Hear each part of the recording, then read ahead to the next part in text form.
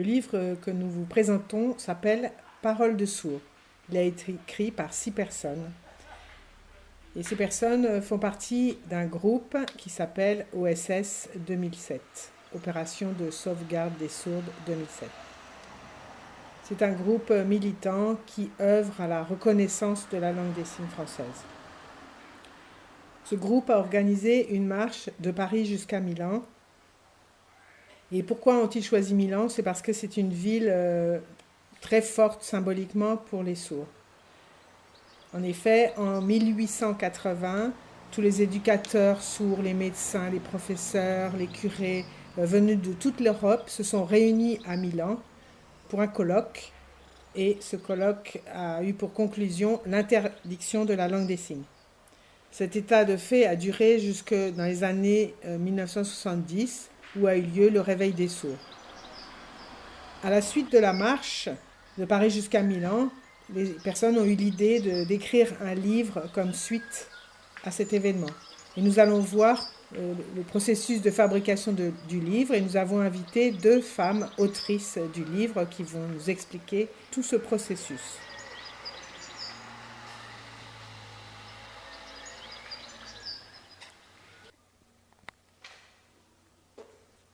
Je me présente, je m'appelle Aude Pinsola.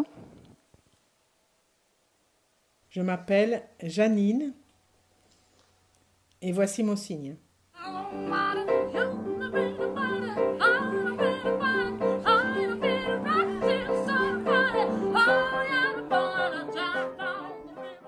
Comment est née l'idée de ce livre? Eh bien, c'est un groupe d'hommes et de femmes, de militants et militantes,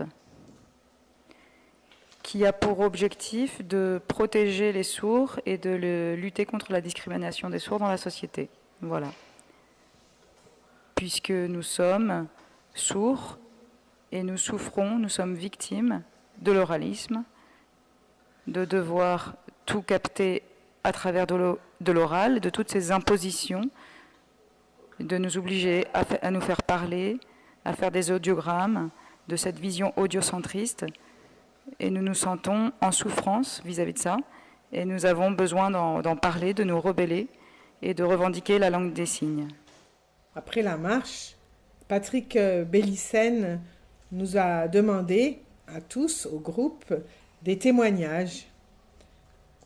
Et c'était très étonnant parce que pendant la marche, en fait, on avait beaucoup échangé, beaucoup bavardé et les témoignages étaient une suite. C'est une idée de Patrick qui venait pas de nous, mais et moi j'ai participé, j'ai eu envie de participer, mais j'avais très peur. J'avais jamais fait ça de ma vie, de toute ma vie. C'était très impressionnant. L'idée du livre a émergé à la fin de la marche. Nous avons terminé cette marche, nous sommes arrivés à Milan, enfin. C'était plein d'émotions, nous avions l'image dans la tête et nous avions besoin et envie de continuer ces rencontres, de donner suite à ça. Et donc le collectif OSS 2007 a décidé de sensibiliser les entendants. C'est une des priorités, de sensibiliser les entendants qui arrêtent de nous voir comme des personnes, comme des idiots, comme des débiles, comme des personnes qui ne peuvent pas, qu'ils arrêtent de se centrer sur l'ouïe, sur le fait qu'on ne peut pas faire les choses, et leur montrer que nous pouvons, que chacun est différent, que nous ne sommes pas tous les mêmes. Il y a une grande diversité chez les sourds. Il y en a qui ont été à l'école des sourds, il y en a qui ont été en intégration. Nous avons des éducations différentes, mais dans toutes les histoires des personnes sourdes, il y a la souffrance.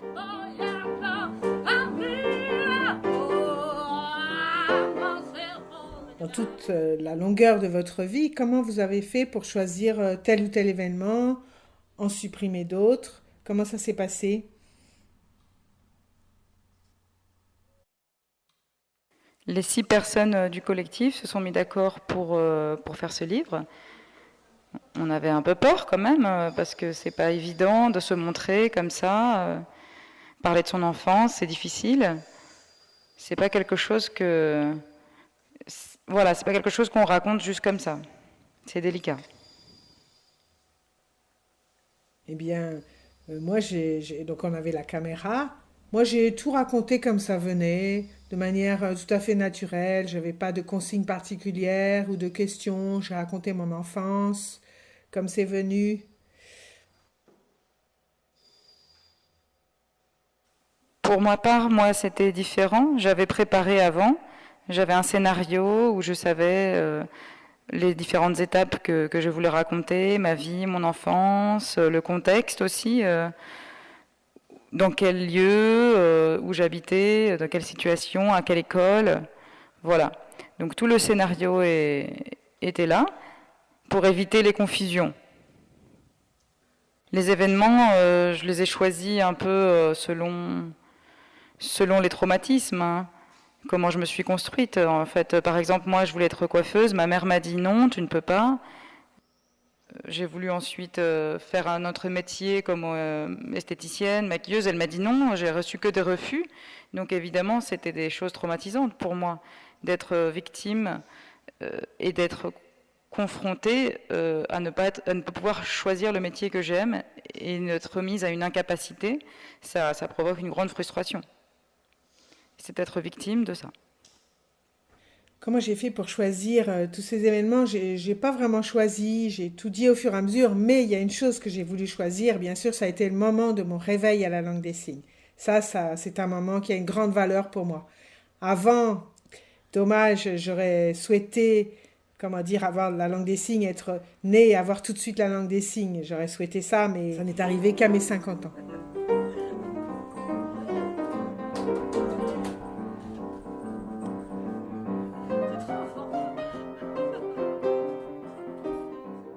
La langue des signes est une langue orale. Comment vous êtes passé à une forme de texte? Comment s'est passé le processus? Nous avions donc tout ce corpus de récits en langue des signes. Nous avons fait appel à Patrick Gache. Nous avons parlé avec lui pour voir s'il pouvait le traduire. Les élèves traducteurs, hein, entendants et sourds, les traducteurs sourds ou les interprètes entendants pouvaient les retranscrire à l'écrit. Donc on s'est exprimé en langue des signes, ça a été traduit. Moi, j'ai pas vu comment ça s'est passé, toute cette production de texte. Quand ça a été terminé, je les ai reçus et j'ai lu, j'ai été estomaquée. Je me disais, mais c'est pas possible, comment je pouvais lire ça? Il y avait des phrases partout, des textes très très longs qui venaient de ce que j'avais dit en langue des signes. Et reconnaissais pas le sens, j'arrivais pas. Il y avait des vidéos en langue des signes et puis tous ces textes, tous mélangés. En plus, il y avait aussi des répétitions parce que je m'étais exprimée de manière naturelle. Bien sûr, parce que c'était la première fois que je faisais ça. Même auprès de mes amis, de ma famille, j'avais jamais tenté de raconter ma vie depuis l'enfance.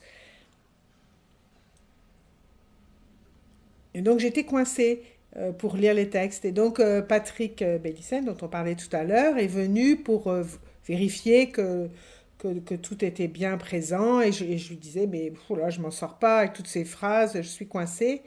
Et donc, on regardait les vidéos, on comparait avec le texte, phrase à phrase, et donc, il m'expliquait le contenu des phrases. Donc, moi, je pouvais valider, dire, bah oui, c'est ça, en effet.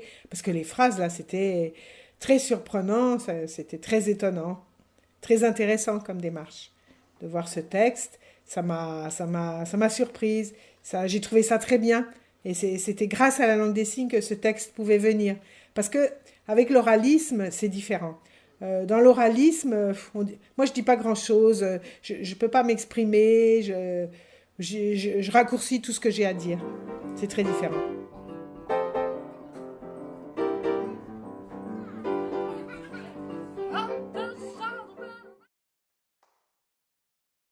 Qu'est-ce que vous a apporté la fabrication de ce livre d'un point de vue personnel?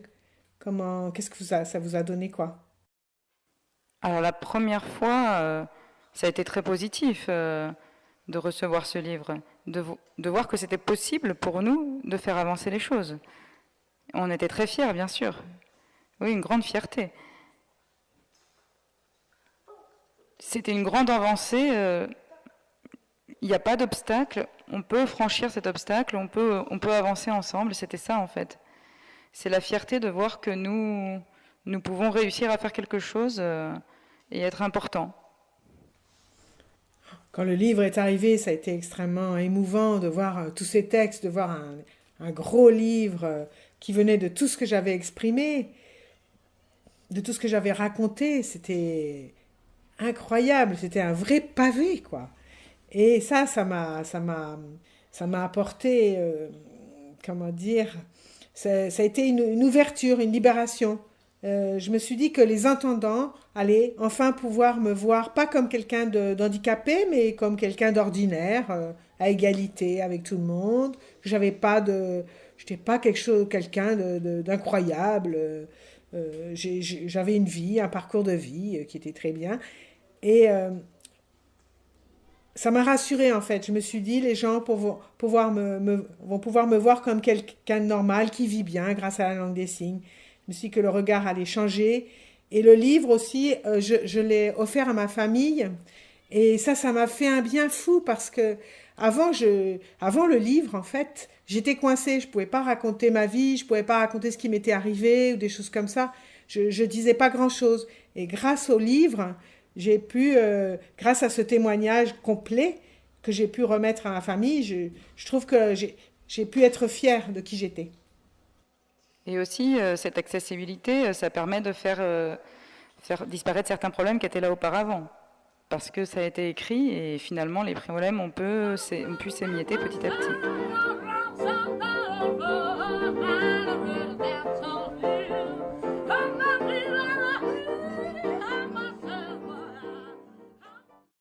Qu'attendez-vous de la diffusion du livre? Quels sont vos espoirs et vos rêves?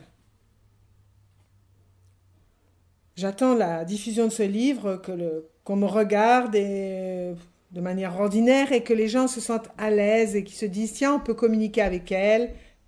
Et ça, grâce au livre. Je me dis que le livre peut apporter ça. Que les gens se disent tiens, ben, c'est possible, je peux essayer de communiquer, même si ces gens utilisent la langue des signes. C'est ça que j'ai envie que ce livre se diffuse énormément et que du coup, dans la vie de tous les jours, je me sente à l'aise, je me sente bien et non pas comme un ovni.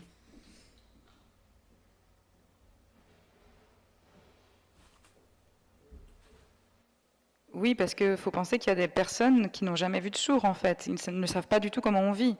Ils nous posent d'ailleurs toujours les mêmes questions. Est-ce qu'on peut conduire? Bah oui, bien sûr, on peut conduire. C'est un manque d'information, en fait. C'est un problème social, c'est un problème de manque d'information sur les sourds et sur notre enfance. Donc ce livre permet d'informer les gens sur notre vie, sur les sourds, et de faire changer le regard sur nous. Moi, ce livre, il change les gens également. On ne voit pas comme des personnes handicapées.